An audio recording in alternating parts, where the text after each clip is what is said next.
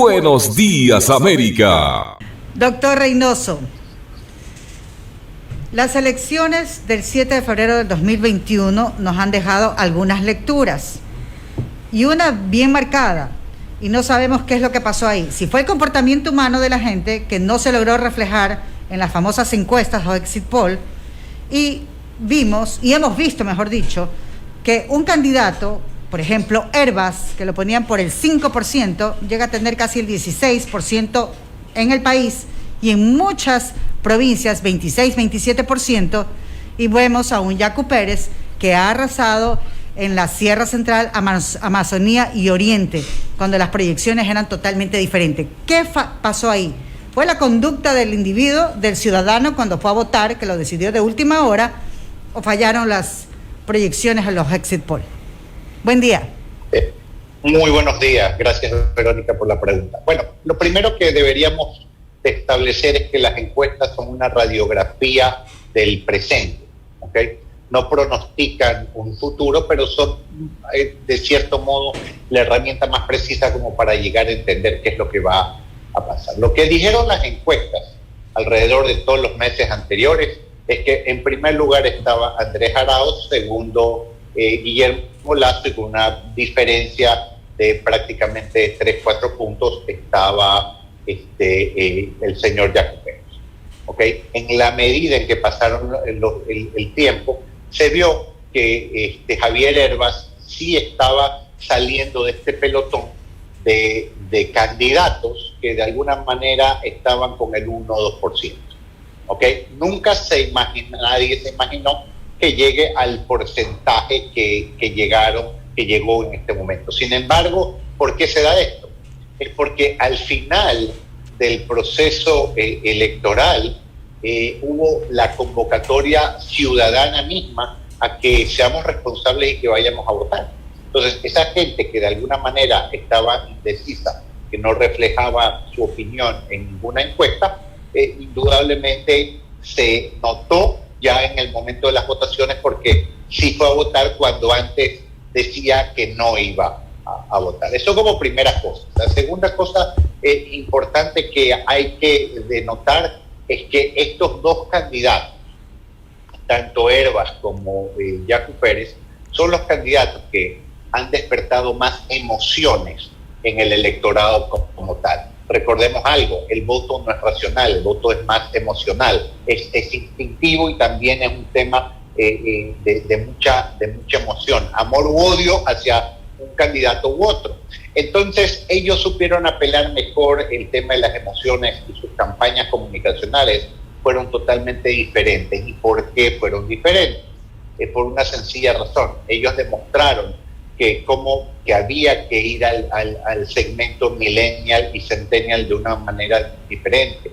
Esta retórica del tema de correísmo y anticorreísmo no lo era todo. Ese segmento de mercado estaba buscando algún tipo de comunicación diferente, gente diferente que se salga de la conversación de la pelea entre Correa o no Correa. Entonces, yo creo que ellos llegaron definitivamente en ese punto a catapultar ese tema. También entendiendo que las personas no tienen mayor conocimiento de por quién están votando. Las estadísticas nos dicen que 1 de cada 10 personas que eligió su candidato ha leído la propuesta del candidato. Es decir, solo el 10% de los que habían ya elegido. Ni siquiera existió contraste con otro tipo de propuestas. Entonces, entendemos que el tema de la votación ha sido una toma de decisiones bastante superficial. Doctor, buenos días, 7 de la mañana, 15 minutos. Si apenas el 10% lee las propuestas, yo sí quisiera preguntarle, entonces, ¿qué es lo que hace que una persona tome una decisión? Le digo esto porque los candidatos, cuando hacen sus estudios y sus encuestas, la mayoría se preocupa por medir, por ver los números, las cantidades. Dice, ¿cuántas personas van a votar por mí? Es lo que le preocupan en ese momento a quienes están postulándose en una elección. Sin embargo, los temas que la gente quiere que sean abordados muchas veces no son tomados en cuenta en un análisis más cualitativo que lo que puede ser cuantitativo. ¿De qué forma pueden hacer clic, ¿no? Este tipo de candidatos, Herbas, Yacu Pérez, en algún momento hicieron clic al tocar un tema que fue de interés seguramente para un sector de la población?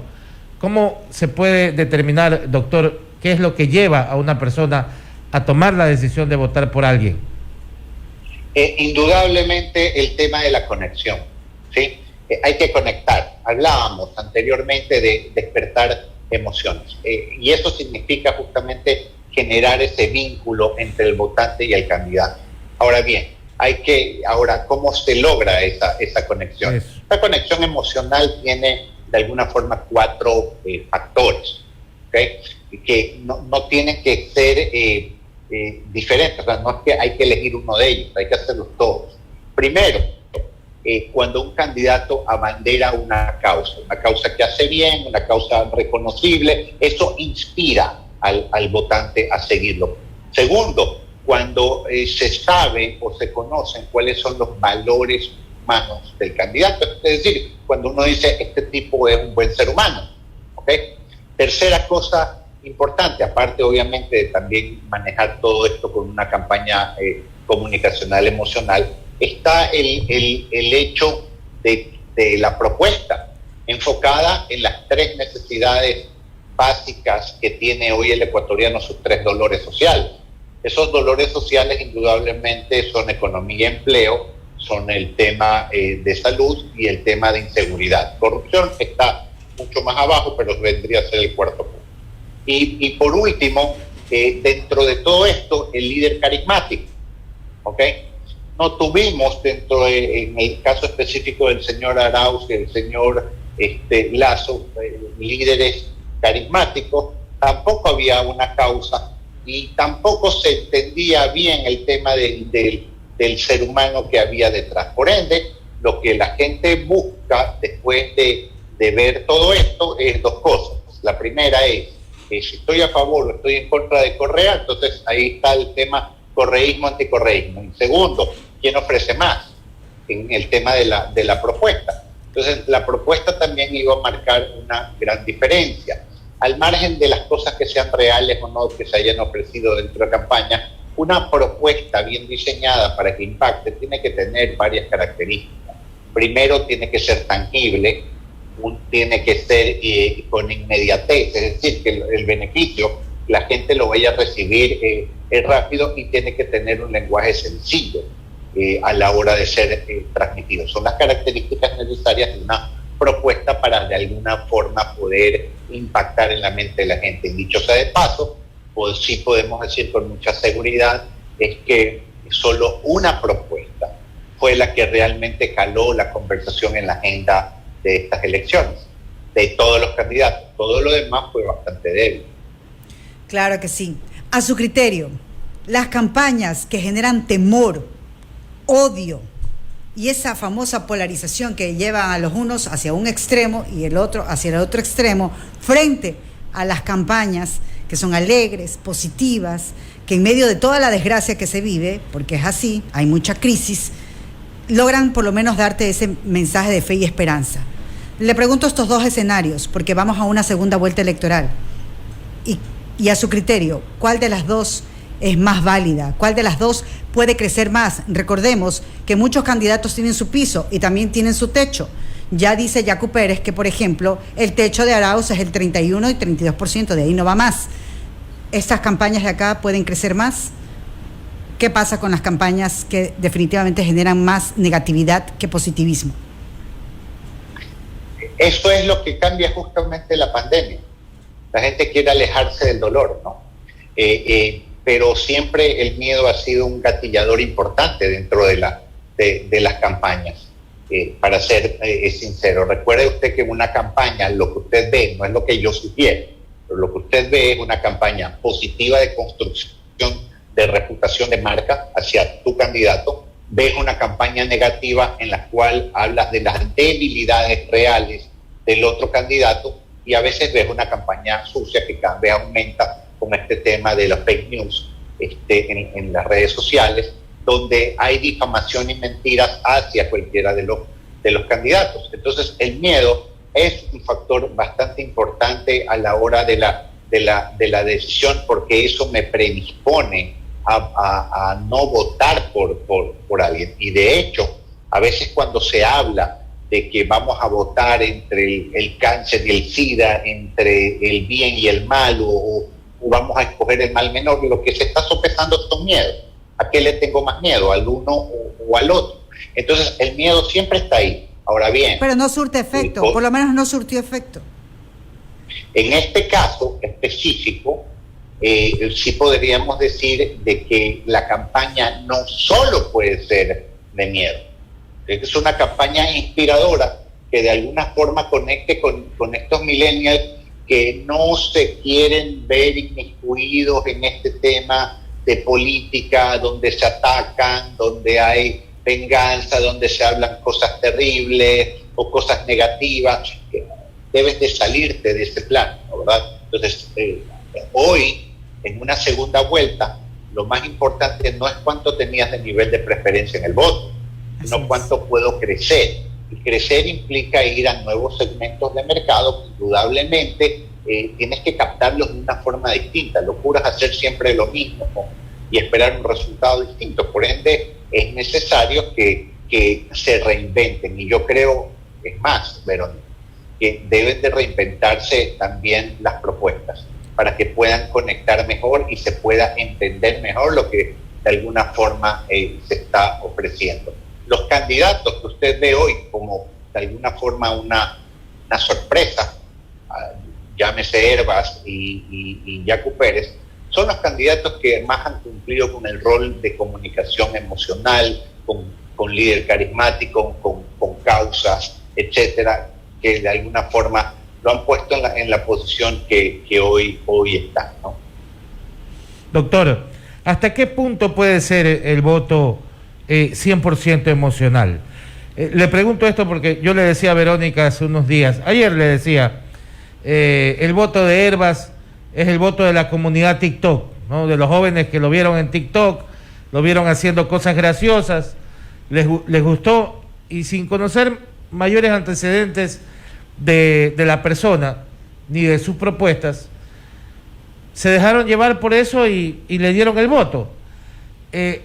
Es solamente la parte emocional la que influye para que una persona tome una decisión, porque quizás hubo una novelería también, diría yo, en otros candidatos que intentaron hacer lo mismo al ver que Herbas tenía éxito, tenía acogida, y de pronto vio usted otros candidatos, hasta Lucio Gutiérrez salió ahí haciendo unas piruetas en el TikTok, y de pronto no fue del agrado de los jóvenes, se prestó más bien para los memes y las burlas y el bullying, pero no tomaron la decisión de darle el voto a él, sino al que primero salió en el TikTok, que era Herbas. ¿Es 100% emocional o podría haber algo de razonamiento de parte de esos votantes? La toma de decisiones, inclusive cuando compramos productos, no hablemos de productos importantes como una casa o un carro, ¿no? Pero hablemos de productos en general, cuando usted sale un sábado, un domingo y adquiere algo. Normalmente el 85%, según la neurociencia, en la toma de decisiones sobre la compra de un producto y las votaciones también, generalmente es emocional e instintiva, ¿ok? Ahora bien, no quiere decir que solamente es emocional. La emoción es el conductor de un mensaje. No hay que vender emoción por emocionar. Hay que vender realmente una emoción porque abre la puerta del inconsciente donde se alojan los mensajes a largo plazo. ¿Por qué se tienen que alojar los mensajes en largo plazo en el cerebro de la gente? Sencillo, porque ahí es donde se los recuerda. Si yo hoy le pregunto a alguien algo y no lo ha alojado antes en la memoria de largo plazo de su cerebro, entonces no va a recordar la respuesta. Así que para la recordación y el aprendizaje es muy importante la emoción. Si no emocionas, no recuerdas el mensaje. Entonces, el efecto de Herbas no hay que simplificarlo solamente al tema que hizo de TikTok. Hizo muchas cosas más. Y su lenguaje, su forma de dirigirse, su positivismo, etcétera, fue bastante importante para lograr conectar. Lo que sí hizo el TikTok en él es subirle su nivel de awareness. ¿Qué significa eso? Su nivel de conocimiento de que el tipo existía en esa papeleta electoral. Eso fue lo realmente importante, porque todo el mundo se volteó y dijo, ¿quién es este tipo? Entonces ya sabías el nombre, y una vez que supiste el nombre y todo, pues bueno, ya vino todo lo demás que ayudó a construir marca, porque como usted bien dijo, no solo él hizo TikTok, hubieron otros que también lo hicieron y que no les funcionó. Entonces, aquí el correcto orden de cómo se hicieron las cosas es lo que de alguna forma le dio el éxito que hoy está consolidado. Doctor Reynoso, los candidatos hicieron su esfuerzo unos cuantos, hicieron su esfuerzo por llegar a esa generación centennials, millennials, pero yo pude observar en estas elecciones, y esperemos corroborar más adelante el tema de la participación de los de la tercera edad. Fueron muchos a votar, y quizás esa también es esa autoconvocatoria de la que usted hablaba al inicio, que se hicieron muchos de la tercera edad, ya no tenían nada que hacer ahí en las urnas, pero fueron a dar su voto. Quizás este es el resultado de una mezcla de esa generación y de la generación vieja, que también quiere dar una respuesta en estas elecciones, en este proceso. ¿Cómo lo ven? Indudablemente. ¿Y sabe por qué le pregunto? Le pregunto porque en Estados Unidos, quien le da el triunfo a Biden no fueron los centennials, no fueron los millennials, ellos no fueron a las urnas, fueron los de 50 para arriba. Indudablemente hubo una convocatoria masiva, importante. Se esperaban unos resultados lamentables en el tema de ausentismo, por la indecisión, por todo lo que estaba pasando, pandemia, etcétera. Pero a la larga terminaron en los porcentajes normales que todos los procesos electorales acostumbran. Entonces es interesante saber que al final, por lo menos, hubo ese involucramiento por parte de la ciudadanía, sobre todo a las personas mayores de 60 años. Era realmente algo conmovedor.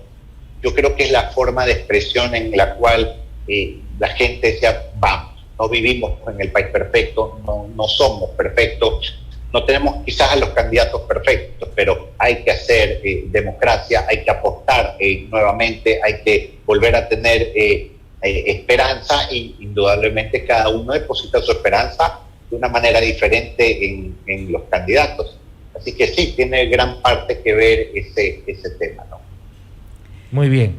Agradecemos la presencia del doctor Reynoso, 7 de la mañana, 29 minutos.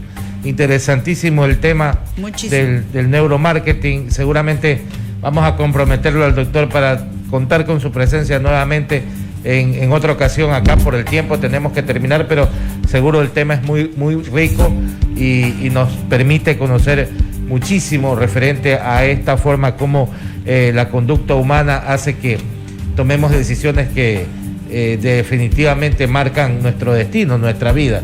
Doctor, muchas gracias. Sus palabras finales aquí en Buenos Días América. No, agradecerles a ustedes pues, por esta invitación, y será un enorme orgullo y gusto pues el poder participar las veces que ustedes. No. Un abrazo. Un abrazo también. Gracias, mil gracias por haberse conectado con Buenos Días América. Buenos Días América.